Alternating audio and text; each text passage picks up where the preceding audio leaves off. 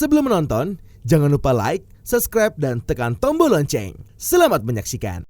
Kabupaten Bogor memiliki potensi pariwisata yang sangat besar, salah satunya melalui pengembangan Geopark Nasional Pongkor.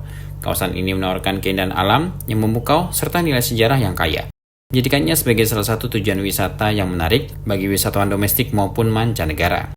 Berdasarkan karakteristik geologi dan kondisi topografi yang unik, Geopark Pongkor dibagi menjadi 4 klaster geologis: Pongkor, Tenjolaya, Luwiwiliang, dan Parung. Setiap klaster memiliki ciri khas tersendiri yang menyajikan pengalaman berbeda bagi pengunjung. Pengelola Geopark Pongkor, Dedeng Abdillah, menjelaskan pentingnya 3 unsur utama dalam pengembangan geopark ini, yaitu geodiversity, biodiversity, dan cultural diversity. Geopark Pongkor meliputi 15 kecamatan seluas 130.154 hektar yang bersentuhan langsung dengan kawasan Taman Nasional Gunung Halimun Salak. Dari total 40 kecamatan, 15 kecamatan inilah yang memenuhi 3 unsur tersebut. Sementara itu, di Geopark Information Center juga terdapat komunitas geosentra atau geologi seni tradisional yang juga berdiri berdasarkan keresahan dari masyarakat, terutama pelaku seni tradisional yang tidak memiliki wadah untuk mengekspresikan diri. Nah, kalau Geopark Information Center sendiri itu salah satu bentuk keresahan dari masyarakat sehingga menimbulkan respon dari pemerintah untuk membuat salah satu untuk menciptakan solusi dari keresahan tersebut. Jadi awalnya itu Pongkor ini adalah merupakan tambang emas yang ditambang secara ilegal, namun proses penambangan secara ilegal ini itu banyak memakan korban saat itu. Jadi ini sebuah keresahan yang harus diedukasi oleh masyarakat, oleh pemerintah. Dan akhirnya pemerintah mengedukasi, dibuatlah Geopark Pongkor. Namun dengan 3 unsur, Geopark Pongkor ini harus memenuhi 3 unsur. Salah satunya adalah geodiversity, yang kedua adalah biodiversity, yang ketiga itu adalah culture diversity. Biodiversity berarti kita berbicara, geodiversity berarti kita berbicara keanekaragaman geologi. Kalau kita berbicara keanekaragaman geologi di Geopark Pongkor, itu luar biasa keanekaragamannya. Itu cukup luar biasa banyak. Kalau kita berbicara biodiversity, sangat luar biasa.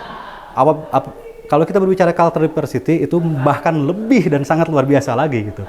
Nah, Geopark Pongkor ini harus memenuhi 3 unsur tadi. Itu baru bisa dijadikan sebuah geopark. Dan Geopark Pongkor ini ada dari 15 kecamatan seluas 130.154 hektar, ya, bersentuhan langsung dengan kawasan Taman Nasional Gunung Halimun Salak. Nah, ini dari 15 kecamatan inilah, dari total 40 kecamatan, 15 kecamatan inilah yang memenuhi unsur yang tadi, yang 3, yaitu geodiversity, biodiversity, dan culture diversity. Mungkin sekilas terkait geopark itu. Pada saat ini ada keresahan nih dari masyarakat karena Gunung Pongkor ini kan gunung api purba, ya, gunung api tertua gitu. Jadi dulu itu ditambang secara liar. Nah, proses penambangan ini karena ilegal, mereka tidak standar, tidak memperhatikan safety. Nah, akhirnya datanglah pemerintahan dengan BUMN-nya, ada PT Antam di situ. Itu diedukasilah masyarakat supaya penambangan liar ini tidak dilakukan. Nah, diambil alih fungsi oleh pemerintahan dengan harapan ini kedepannya bisa menjadi pemberdayaan. Nah, setelah pasca tambang dibuatlah geopark gitu. Ada beberapa destinasi wisata, contoh Cigoha River, ada kawasan wisata Cikaret, Curug Lop, dan segala macamnya yang dulu itu adalah merupakan tambang-tambang emas liar. Nah, sekarang dikelola oleh masyarakat. Nah, itu adalah tujuan daripada pemerintah, pemberdayaan, ya. Nah, itu. Nah, terkait yang geosentra tadi, itu kita bentuk juga ceritanya sama, berdasarkan sebuah keresahan gitu. Karena pelaku seni tradisional tidak memiliki wadah bagaimana mengekspresikan diri, akhirnya tadi sempat saya informasikan, kita bentuklah satu grup namanya Ngimpi Guligah. Ngimpi Guligah itu berarti kalau ngimpi itu mimpi, kalau guligah itu sama keresahan gitu. Keresahan untuk menghadirkan mimpi ini, menciptakan mimpi ini menjadi nyata gitu. Itu akhirnya kita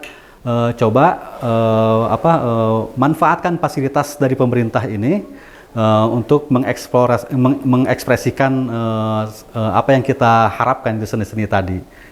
Jadi hadirlah geosentra di sini. Jadi geosentra itu geologi seni tradisional gitu. Kita di sini sementara ini kita masih bermain, kalau orang Sunda bilang itu celempungan namanya. Kalau celempung itu alat musik yang dipukul itu namanya celempung. Kita menggunakan akhiran ngan kan, celempungan. Nah, kalau orang Sunda kan selalu seperti itu, celempungan. Kalau berbicara celempungan itu berarti itu menggunakan lebih dari satu alat musik. Nah, itu tadi harmonisasinya terdengar dan itu hanya menggunakan 3 jenis alat musik saja.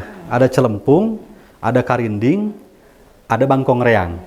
Nah, kalau celempung sendiri sempat saya informasikan juga bahwa ini digunakan pada saat zaman-zaman terdahulu itu di kerajaan Majapahit itu sudah dilakukan untuk melepas lelah. Sebetulnya awalnya itu celempungan ini dilakukan untuk mengucapkan rasa syukur pada saat panen padi. Nah, mereka bergembira dengan cara menyanyikan itu ucapan syukur itu dengan alat musik celempungan, karinding, bangkong reang gitu. Tapi kalau secara filosofinya gitu, kalau misalkan ada karinding ya, seperti ini saya bawa ini karinding, ini kan ada getaran ya. Nah, getaran ini menghasilkan getaran alpa sebetulnya. Nah, ini getaran ini bisa mengusir hama. Jadi akhirnya dibuatlah alat musik kalau yang sekarang. Dulu itu fungsinya itu. Sama seperti bangkong reang, dia ada getaran alpa bisa mengusir hama gitu. Nah, kalau celempung itu untuk bentuk rasa syukur, ritual, zaman dulu itu ritual ya. Kalau misalkan kita mau melakukan nanam padi, panen padi, itu kita biasa celempungan. Itu sih kalau dari Geosentra. Kalau Geosentra sendiri sih, kita di sini itu baru sebetulnya belum lama di Geopark Innovation Center, kan 4 bulan kita di sini.